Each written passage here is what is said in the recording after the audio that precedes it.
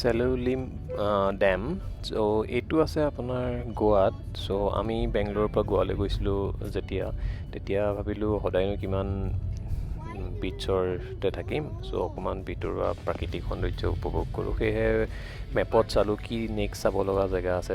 তেতিয়া বিচাৰি পালোঁ এই চেলুলিম ডেম। আৰু এইটো আপোনাৰ মেইন গোৱা চিটিৰ পৰা অলম'ষ্ট 1 hour মান দূৰত্বত অৱস্থিত। চ' এই ডেমটো আছে আপোনাৰ চাংগুইম তালুকত, আৰু ই গোৱাৰ এটা গুৰুত্বপূৰ্ণ পানী সংৰক্ষণ প্ৰকল্প আৰু হোৱাৰ লগতে প্ৰাকৃতিক সৌন্দৰ্য উপভোগ কৰিব পৰা এক ধুনীয়া ঠাইত অৱস্থিত।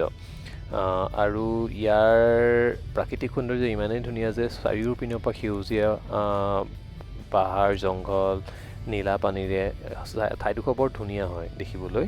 আৰু ইয়াত মানুহৰ ভিৰো কম, সেয়েহে আপুনি পৰিয়ালৰ সৈতে ধুনীয়াকৈ গৈ উপভোগ কৰিব পাৰে দিনটো। আপোনাৰ আধা বেলা হ'লেও আপুনি ধুনীয়াকৈ উপভোগ কৰিব পাৰে। বেষ্ট সময় এই ডেমটো চোৱাৰ হৈছে আবেলি, আৰু ৰাতিপুৱা চাইও ভাল লাগিব, কিয়নো আমি ৰাতিপুৱা গৈ নাপালোঁ। সেয়েহে আমি দুপৰীয়া 1:30-2:30 বজাত আমি পাইছোঁ। চ' জেগাডোখৰ বৰ ধুনীয়া, আৰু ৰাস্তাটো অকণো বেয়া নহয়, বৰ ধুনীয়া ৰাস্তা, লুংলুঙীয়া ৰাস্তা হাবিৰ মাজে মাজে।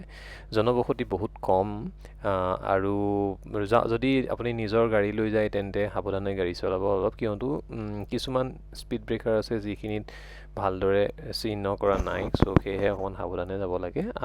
আদাৰৱাইজ বাকী ৰাস্তা চব পিনৰ পৰাই ভাল, অকণো বেয়া ৰাস্তা নহয়।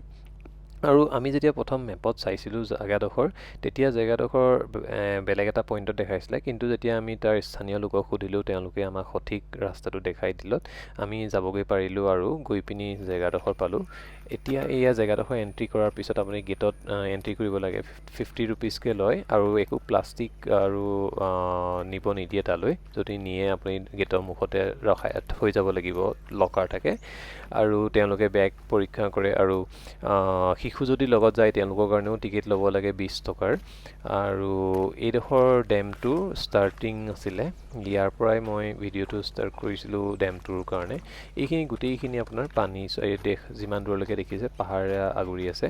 আৰু লেফ্ট ছাইডে বা বাওঁপিনে যদি চাই, সেইখিনি আপোনাৰ ঠাইখিনি অকণমান দ, য'ত আপোনাৰ প্লেইন এৰিয়াখিনি আছে। আৰু ইয়াৰ পৰাই আগলৈ গৈ দেখিম যে অকণমান পানীৰ এটা যোৱাৰ বাট এটা আছে, যিটোৱে পানীখিনি তললৈ যায়। চ' এইটো বহুত পুৰণা, অলপ দিনটো হ'ল, মই সঠিক ডেটটো মনত নাই কিমান আছিলে। চ' এদিনৰ কাৰণে বা আধা বেলাৰ কাৰণে এই ঠাইডোখৰলৈ গৈ আপুনি উপভোগ কৰিব পাৰে প্ৰাকৃতিক সৌন্দৰ্য। আৰু ইয়ালৈ যাবলৈ হ'লে আপুনি গোৱাৰ পৰা গাড়ী এখন ভাড়া কৰি যাব পাৰে, যদি নিজৰ গাড়ী লৈ নাযায়। তাত বহুত লোকেল টেক্সি পাব যি আপোনাক ইয়ালৈ লৈ যাব। আৰু ৰাস্তা যাবলৈ ভাল, খালি এটাই খোৱা বস্তু পাৰিলে লগত লৈ যাব, কিয়নো সেইডোখৰত খোৱা বস্তু যদি কোনোবাই লাঞ্চ তাত কৰিম বুলি ভাবি যায় তেন্তে বেছি অপশ্যন নাই। চাহ আৰু নৰ্মেল জুচ পাব। এখন সৰু ভানত এজন ব্যক্তিয়ে বিক্ৰী কৰি আছিল জুচ। চ' সেয়েহে পৰাপক্ষত খোৱা বস্তু লগত লৈ যাব, সেইটো ভাল হ'ব লৈ গ'লে। আৰু সেয়াই, আৰু তাতকৈ আপোনাৰ আৰু বেষ্ট সময় এইটো চাবলৈ যাবলৈ হৈছে আপোনাৰ অক্টোবৰৰ পৰা ফেব্ৰুৱাৰী মাহত। আৰু টাইমখিনিত ঠাণ্ডা আৰু আৰামদায়ক হয়। বৰ্ষাকালতো যাব পাৰে, কিন্তু তেতিয়া সেই সময়ত পানী ভৰ্তি হৈ থাকে আৰু অধিক সেউজীয়া দেখা যায়। আৰু শেলাই পৰি থকাৰ কাৰণে হয়তো জেগাডোখৰ বেছি পিছল হ'ব পাৰে, সেইকাৰণে অকণমান সাৱধানতা ল'ব লাগে।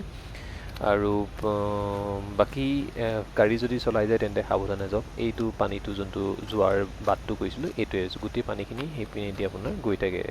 এইটো বহুতকণ দ হয়, আৰু দেখিবলৈ বহুত ধুনীয়া। পানীৰ যোনটো তললৈ যোৱাত যিখিনি বাষ্পখিনি ওপৰলৈ উৰি আহিছে, সেইখিনি আপুনি দেখিছে হয়তো বতাহত, সেইখিনি ওপৰলৈ অলপ পানী ওপৰলৈ উৰি গুচি আহে। চ'